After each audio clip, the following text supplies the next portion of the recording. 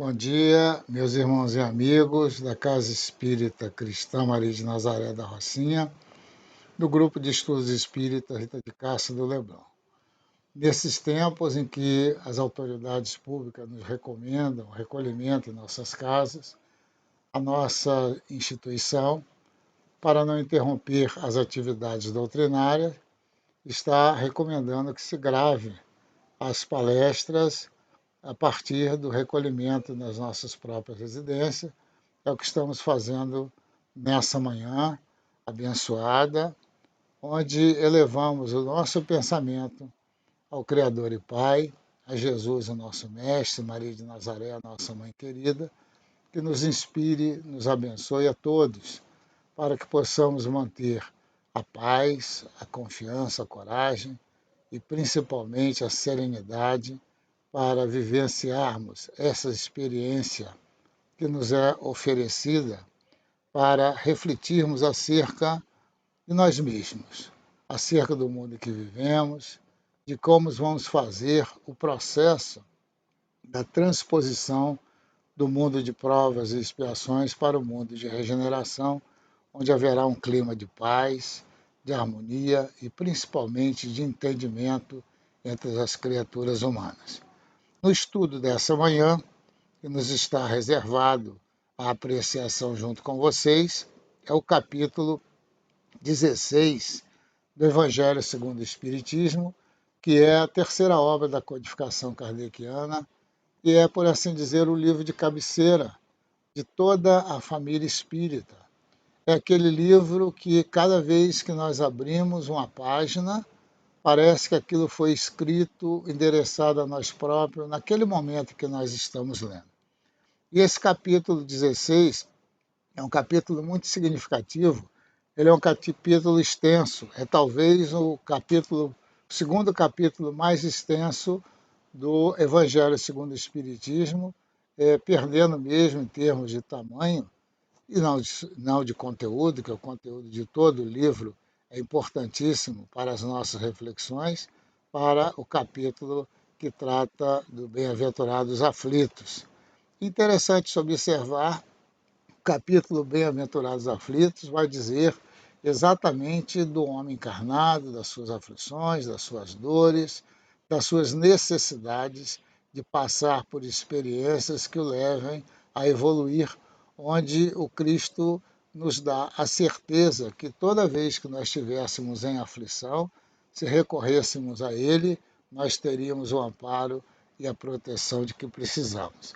E nesse capítulo 16, Kardec vai trazer então aquela assertiva de Jesus, quando ele diz que não se pode servir a dois senhores, não se pode servir a Deus e a Mamon. E aí vale o entendimento inicial do que seria o Mamon, né? Porque nos livros das tradições judaicas, Mamon vai aparecer ali como o dinheiro, ou tudo aquilo que possa se transformar em dinheiro. É aquilo que o homem se transforma em valores pecuniários, que tem sido, ao longo das nossas jornadas terrenas, o interesse que nós dedicamos ao dinheiro tem nos levado a várias quedas morais, tem nos levado a várias inconsequências que têm nos trazido muitas dores e muitos sofrimentos. E Jesus, então, lá, na sua assertiva, ele diz que não se pode servir a Deus e a Mamon, e que não nos é possível servir a dois senhores. Por quê? Ou desprezará um ou ao outro, né? Não podeis servir simultaneamente a Deus e a Mamon. É a assertiva do Cristo. E Kardec, então, pega esses textos que são registrados nos evangelhos de Lucas, Mateus e Marcos, e faz aí já essa primeira constatação. Depois, na sequência do estudo do capítulo, ele vai nos trazer aqui o encontro de Jesus com o jovem rico, né, que se dirige a Jesus dizendo: bom mestre, que devo fazer para entrar na vida eterna? Então, aquele diálogo de Jesus dizendo que ele deveria seguir os mandamentos, né? E então ele pergunta, que diz que já isso já faz. E Jesus então disse: se queres realmente ser perfeitos, ou seja, atingir o mais alto nível do processo evolutivo, vai, vende tudo que tens, dá aos pobres e vem e me segue. Ou seja, pega as posses materiais, dá uma utilidade útil a elas no mundo físico, mas para ascender ao mundo espiritual, nós temos que estar realmente liberto de todas esses interesses ligados diretamente ao dinheiro, né? E depois Kardec traz também a parábola do agricultor que vai colher grãos em excesso, uma parábola bastante conhecida, né? Que ele plantou muito, plantou numa época boa, plantou boas sementes e as sementes renderam muitos e muitos grãos. E ele então se viu numa contingência de que os celeiros que ele possuía seriam inadaptados para guardar todos aqueles grãos. O que ele faz? Ao invés de pensar em distribuir para os que têm menos, ele se preocupa em construir novos celeiros maiores para juntar todos os grãos, e aquela passagem que todo mundo se lembra, quando ele então vai para a sua varanda e olha, inclusive os novos celeiros, e diz: olha, alma, goza, aproveita, descansa, tens aí para muitas gerações. E naquela mesma noite, a senhora, aquela senhora que todo mundo conhece, que se veste de preto, que traz sempre na figura, né, simbólica que ela fosse nas costas, vem e diz assim: insensato que és, hoje mesmo pedirei a sua alma. E o que juntastes? Para quem será? É uma pergunta que nos cabe fazer a nós mesmos, né? E ainda depois Kardec ainda traz a parábola do mal rico ou o rico e Lázaro, também é uma passagem bastante conhecida dos evangelhos, e traz também a parábola dos talentos. Depois Kardec vai fazer as suas próprias reflexões sobre esses temas evangélicos, quando nos fala, primeiro, da utilidade providencial da riqueza. É um estudo belíssimo que Kardec faz, dizendo, inclusive, que é providencial o uso da riqueza. Por que a riqueza é importante? Para promover, para gerar, para estabelecer o progresso da sociedade nas pesquisas, no desenvolvimento. Depois ele nos fala também, Kardec, da prova da riqueza e da miséria. Nos fala também da desigualdade da riqueza e da pobreza, estabelecendo por que existe essa desigualdade. É um capítulo, é um estudo também muito belo, muito interessante de se observar, porque aí demonstra Kardec que nem todos podem possuir a mesma coisa, até porque nem todos sabem ser pródigo ou estabelecer condições de juntar, de guardar e saber aplicar bem, né? E, dando em seguida ao capítulo, Kardec vai trazer a instrução dos espíritos, né?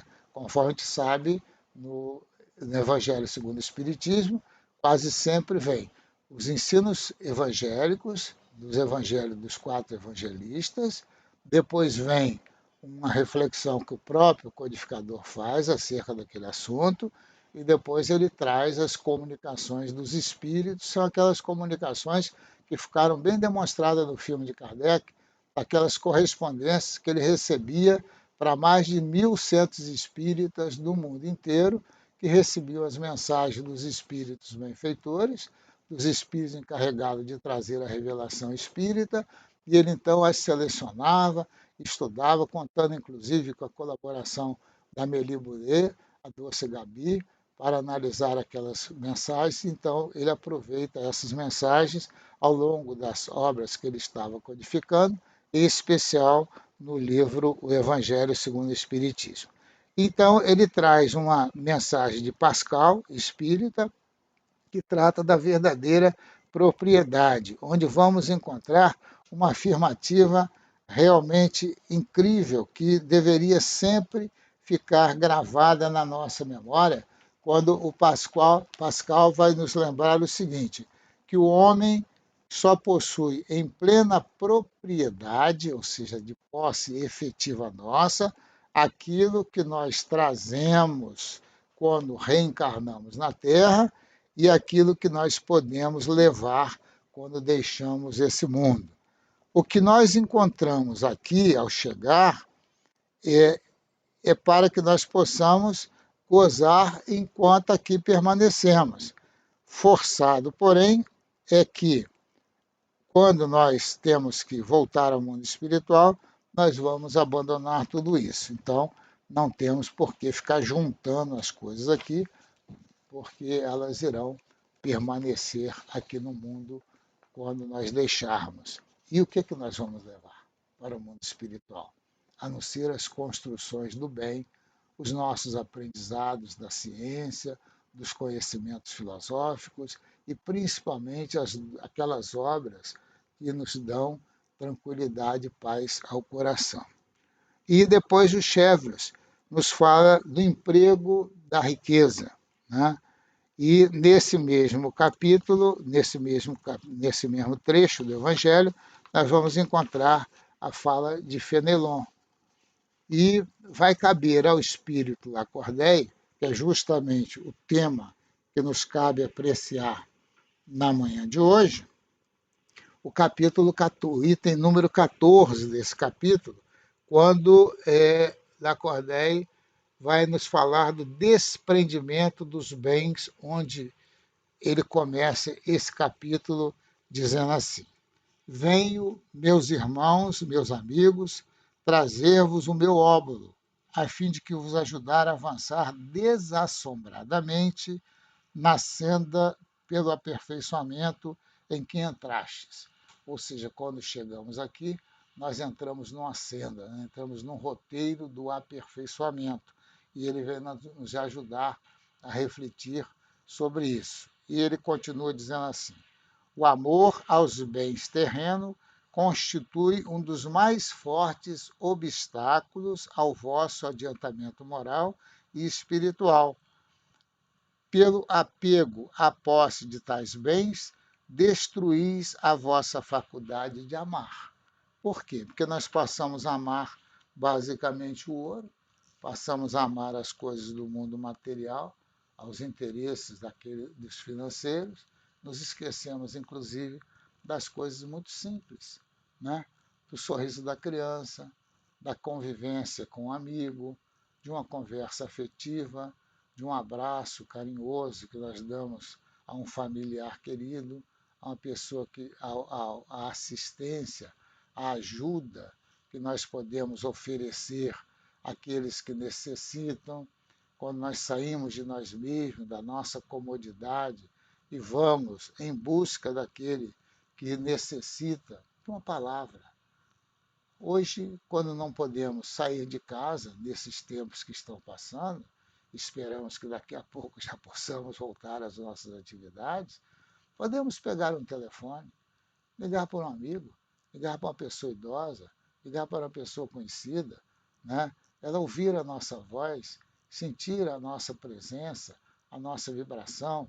E aí, quando nós vamos lá no livro A Gênese, que é o último livro da codificação, no capítulo 14 da Gênese, que trata dos fluidos, nós vamos entender, inclusive, de como funciona, né, a nossa vibração afetiva, carinhosa, via telefone, via internet, via, inclusive, uma carta que nós mandamos, porque aquilo ali vai impregnado das nossas emoções, dos nossos pensamentos. E diz mais o Espírito nessa mensagem. Lacordaire fala: quer a fortuna vos tenha vindo da vossa família, quer a tenhais ganho com o vosso trabalho, há uma coisa que não deveis esquecer nunca, é que tudo promana de Deus. Ou seja, todas as coisas que existem, tomando uma aguinha aqui, numa caneca que uma das minhas netas queridas nos deu, que é uma caneca do São Francisco de Assis, o nosso doce, querido Santo de Assis, que soube, inclusive, nos dar o grande exemplo do desprendimento dos bens materiais, né?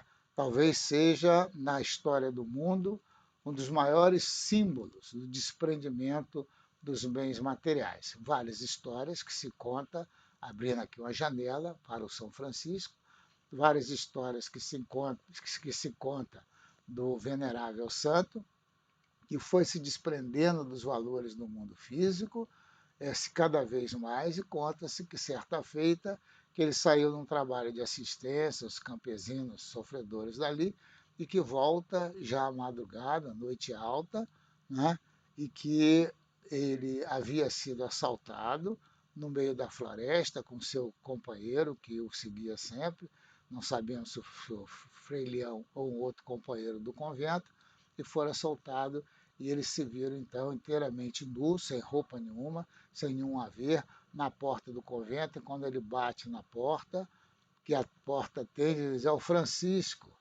E aí o irmão lá de dentro falou, como o Francisco, que vê aquela cena, não acredita, fecha a porta. Aí ele bate de novo, insiste, a porta abre, e ele diz, é o Francisco, é o irmão Francisco. E a pessoa, não acreditando, não abre. Então ele começa a cantar, ele começa a bailar, ele começa realmente a ficar muito feliz. E o companheiro falou, pai Francisco, enlouqueceste de vez? Ele falou, não, realmente eu estou percebendo a sensação de estar pela primeira vez realmente e rigorosamente, exclusivamente na mão de Deus. Ou seja, tudo aquilo que temos no mundo material, voltando aqui à reflexão de Lacordaire, pertence ao Criador. Até mesmo o nosso corpo material. Nem ele nós temos, porque nós temos uma tendência a confundir as coisas. Né? Nós dizemos assim, o meu espírito, né? Não, não é o meu espírito. Eu, espírito, tenho um corpo. Então, o corpo é a serventia para que o meu espírito evolua. E não temos que dar muito valor até mesmo ao corpo material, porque tudo vai permanecer aqui. E aí, continua ele. Em vão procurais na terra iludir-vos, colorindo com o nome de virtude o que mais das vezes não passa de egoísmo. Em vão chamais economia e previdência ao que apenas é cupidez. Ah, não, estou juntando que é para a minha velhice. Eu estou juntando que é para os meus filhos. Eu estou juntando que é para que tenha um futuro mais garantido. Ele diz que muitas vezes isso aí, na realidade, é egoísmo e cupidez. Nós queremos realmente nos abastecer, nos lucupletar daquilo que é de melhor para nós próprios. E o primeiro, né? E às vezes fica guardando, sempre retardando a obra de assistência aos nossos irmãos da humanidade, o trabalho de doação ao bem, e quando tivermos determinadas condições. Tem aquela história que se conta do Divaldo, da senhora que frequentava lá a casa que ele dirige lá em Salvador, e que dizia assim, eu serei feliz quando eu tiver um marido. Ela era, naquela época, solteirona.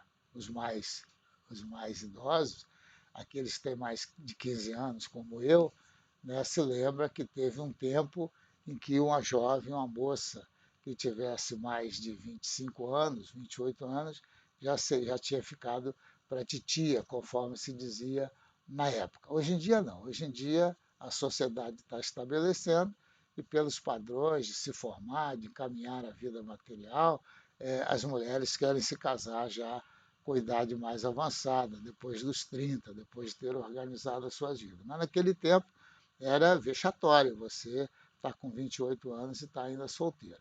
Então, ela dizia para o Divaldo que seria feliz o dia que encontrasse um marido. E, de repente, um dia chegou e notificou, encontrei um rapaz bom, tal, falou, então agora você está feliz. Ela falou, não, Divaldo, sabe o que quer? Quem casa, quer casa. Então, vou ser feliz o dia que eu adquirir um apartamento, uma casa. E aí, naquele tempo do BNH, né, ela comprou a casa pelo BNH. Aí comunicou que tinha comprado a casa, deu o endereço. Então, ele falou, agora você está feliz. Casou, tem a casa. Eu falei, não, Divaldo, sabe o que é? Eu preciso de um carro, né?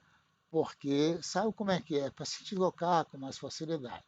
Aí comprou o carro, um Fusquinha naquela época, agora você está feliz. Falei, não, Divaldo, sabe o que é? Precisaria de uma casa de praia, né? Porque chega aí, verão, te passa. Em suma, se nós colocarmos a nossa felicidade na posse dos bens, dos valores materiais, nunca iremos encontrar a felicidade, porque eles não garantem a nossa felicidade. E aí continua o Lacordaire. Há um homem que muito haja trabalhado e com o suor do seu rosto acumulou bens. É comum ouvir dizer que quando o dinheiro é ganho melhor, se conhece o seu valor. Nada mais exato. Quando o dinheiro é ganho, força do nosso esforço, do nosso trabalho, da nossa dedicação, realmente ele tem um valor muito grande. Pois bem, pratique a caridade dentro das suas possibilidades. Esse homem que declara conhecer todo o valor do dinheiro é maior e maior será o seu merecimento. Ora, aquele que ganhou com sacrifício, ele ganhou com seu suor, se ele distribui isso, né, ele terá um merecimento maior, porque ele está realmente repartindo aquilo que é fruto daquilo que ele ganhou. Infelizmente, continua o espírito, sempre há no homem que possui bens de fortuna um sentimento tão forte quanto o apego aos mesmos bens. Qual é esse sentimento do apego aos mesmos bens? É o orgulho. Não raro vê-se o arrivista atordoar com a narrativa dos seus trabalhos, de suas habilidades, o desgraçado que lhe pede assistência. Ou seja, o que é isso, a revista? Aquele que se elevou, aquele que construiu, quando ele pede alguma coisa a ele, né, ele diz assim, faça como eu. Por que você não trabalha? Por que você não se esforça? Por que você não se dedica? Né? Sem reconhecer que a capacidade que um tem, às vezes, não é tão grande quanto o outro. Quando alguém nos pede uma ajuda, quando alguém nos pede uma assistência, não nos cabe discutir o que levou aquilo ali, aquela pessoa, aquela situação. Eu posso ajudar? De que maneira eu posso contribuir? O que eu posso fazer, né, para minimizar tornar menos radical aquela dor, aquele sofrimento? E cabe a mim ajudar. E ao outro, é a consciência dele que vai dizer qual é a situação, por que ele foi levado àquela situação. E ele continua aqui num trecho muito importante, quando ele diz assim, esbanjar a riqueza não é demonstrar desprendimento dos bens terrenos, é descaso e indiferença. Depositário desses bens, não tem homem direito de deslapidar, como não tem os de confiscar em seu proveito. Prodigalidade não é generosidade, é frequentemente uma modalidade de egoísmo, ou seja, eu tenho dinheiro e eu esbanjo com coisas desnecessárias, mesmo que do meu lado esteja, para ficar um exemplo mais dramático, um familiar muito querido, com dificuldade, que vem até nós pedindo um socorro, pedindo uma proteção, um amparo, e às vezes a gente, conforme se diz na linguagem comum, com a burra cheia de dinheiro, né, dizendo assim, não, mas eu estou numa situação tão difícil, tão complicada, e o saldo bancário está lá em cima. E nós deixamos o nosso familiar, o nosso parente, o nosso amigo, a nossa instituição, né, que atende várias e várias pessoas necessitadas, e com dificuldades, porque nós ficamos guardando. Guardando para quê? Para depois no futuro ficar aí, né? Quando voltarmos ao mundo espiritual, ficar tudo para trás, gerando inclusive conflitos familiares na distribuição da herança? Será que é isso? É isso que nós esperamos? Ou então ficar naquela situação que é muito comum nas nossas mesas mediúnicas, das pessoas, dos espíritos que vêm em dores, em sofrimento e que ficam reclamando porque estão distribuindo os seus haveres, distribuindo as suas joias, distribuindo as suas coisas que ele juntou, que lhe pertencem, E aí então nós temos, o doutrinador tem que conversar com ele, demonstrando que realmente ele não tem mais necessidade daquilo, e a visão dele agora de mundo tem que ser diferenciada. Então, por que nós não liberamos o nosso espírito para quando tivermos que voltar ao mundo espiritual e não sabemos quando, nem em que momento isso vai se dar? Por isso, nós temos que estar preparados para deixar o mundo na hora que aprazir ao Criador de fazer esse trabalho, porque a ele cabe determinar o momento da nossa volta, que nós estamos realmente com os nossos corações livres e a nossa consciência desperta e liberada para voltar ao mundo eterno. E continua Lacordaire.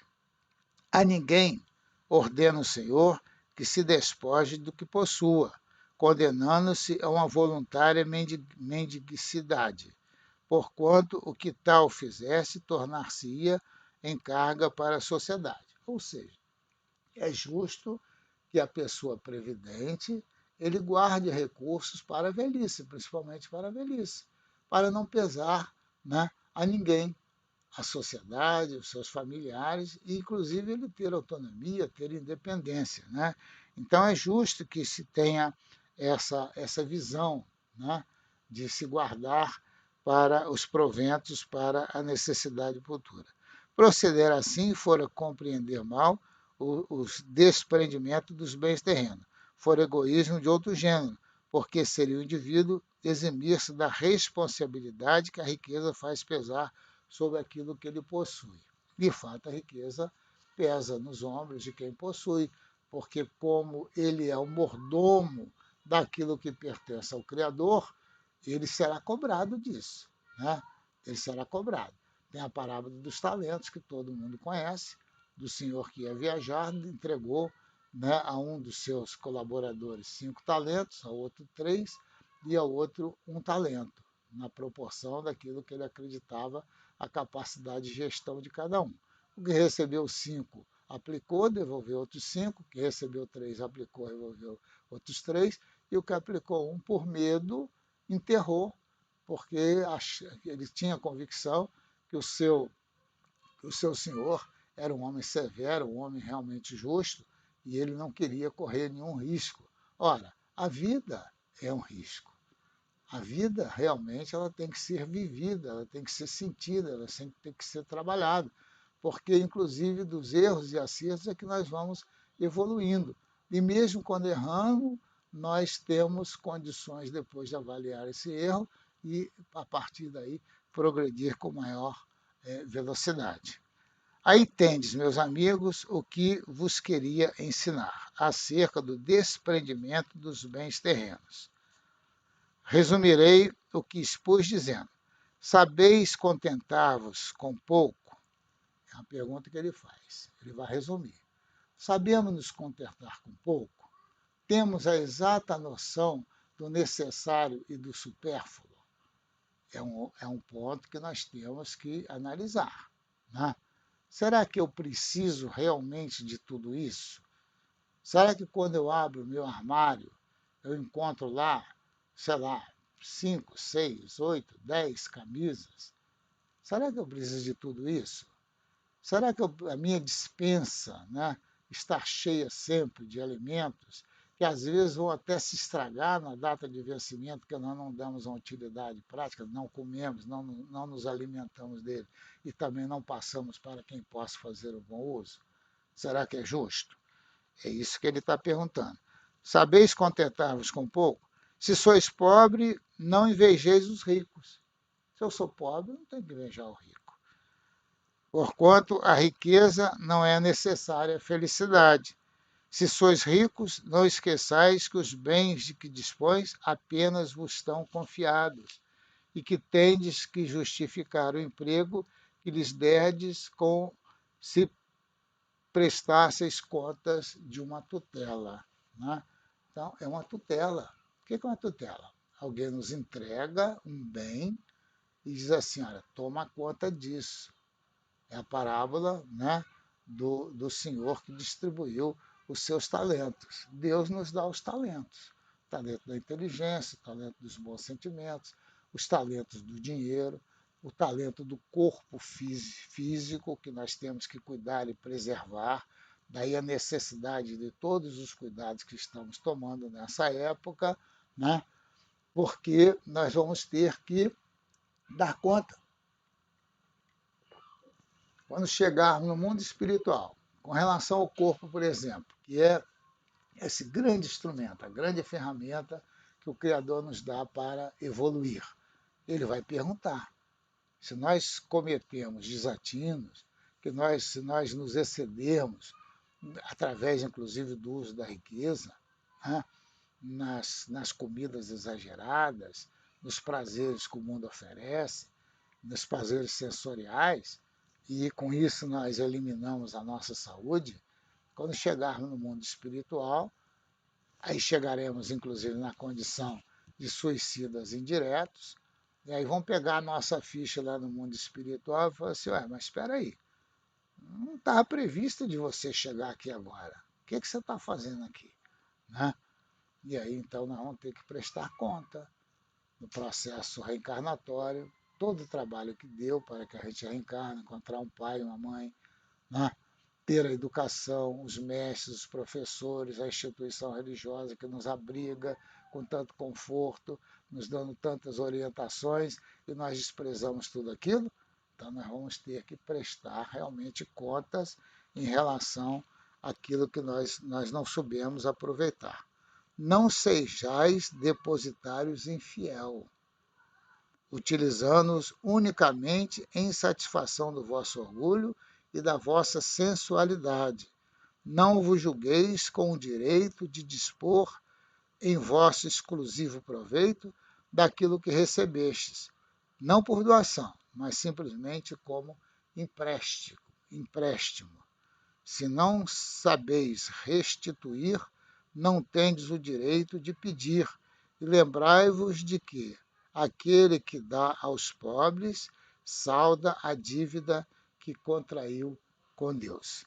Tem aquela escrito assinado lá Cordéio. Tem aquela história muito interessante, né?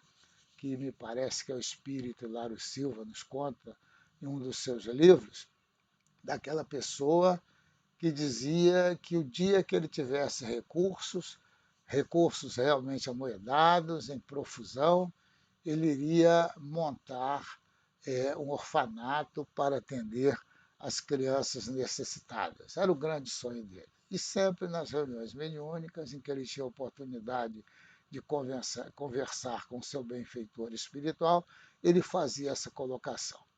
A história se passa pela narrativa do Hilário Silva numa cidade de interior.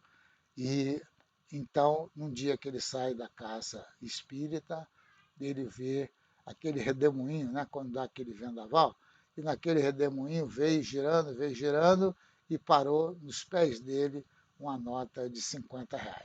Ele agachou, pegou a nota, botou no bolso e ficou feliz porque ele estava sem nenhum, estava voltando a pé para casa porque não tinha nem dinheiro para condução. Chegou em casa, se instalou, já planejou o que fazer daqueles R$ 50 e esqueceu do assunto dos pobres. E gastou o dinheiro até naquilo que ele precisava, é bem verdade. Né? Aí chegou na reunião seguinte, uns dias depois, o benfeitor conversando com ele voltou àquela lenga-lenga dele, que quando ele tivesse recursos, ele iria de fato poder ajudar, distribuir. E o benfeitor falou, meu amigo, você não passou no teste nem de uma nota de R$ 50, como é que você quer realmente agora que te dê grandes quantias, né? Quando você vai aplicá-los exclusivamente no seu próprio interesse.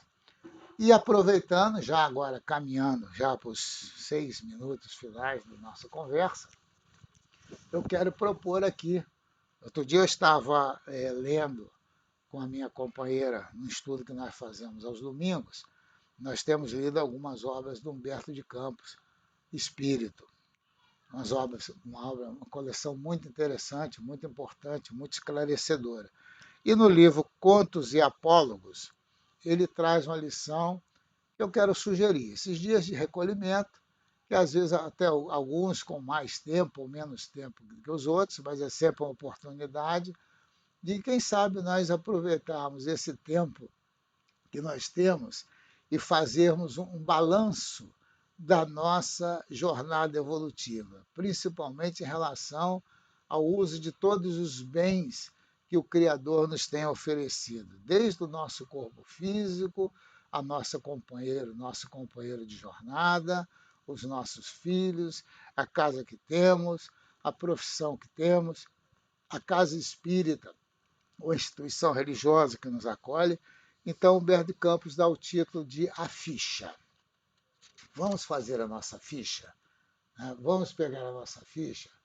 Outro dia, no Dia dos Pais, do ano passado, os filhos nos deram um presente, de um livro que vem todo em branco. Diz assim: pai, conta a sua história. Então, eles estão aguardando que eu vá lá e comece a contar a minha história.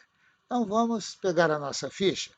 E Humberto de Campos relata o seguinte: João Mateus, distinto pregador do Evangelho na seara espírita, na noite em que atingiu meio século de idade no corpo físico, depois de orar enternecidamente com os amigos, foi deitar-se. Sonhou que alcançava as portas da vida espiritual e, deslumbrado com a leveza de que se via possuído, intentava alcançar para melhor desfrutar a excelsitude do paraíso, quando um funcionário da passagem celeste, lá da aduana espiritual, chegou para ele e falou assim: João, para evitar qualquer surpresa desagradável no avanço, convém uma vista de olhos na sua ficha. E o ajudante recebeu o primoroso documento, em cuja face leu espantadíssimo: João Mateus, Renascimento na Terra, 1904, berço manso, pais carinhosos e amigos, inteligência preciosa, cérebro claro, instrução digna, bons livros, juventude folgada, boa saúde, invejável noção de conforto, sono calmo, excelente apetite, seguro abrigo doméstico, constante proteção espiritual, nunca sofreu acidente de importância.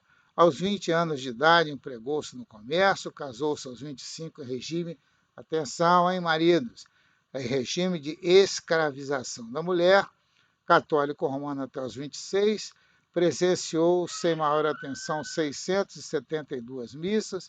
Aos 27 anos de idade, transferiu-se para as fileiras espíritas, compareceu a 2.195 sessões de espiritismo, realizou 1.602 palestras de pregação doutrinária, escreveu cartas e páginas comoventes, notável narrador, polemista cauteloso, 4 filhos, boa mesa em casa, não encontra tempo para auxiliar os filhos na procura do Cristo.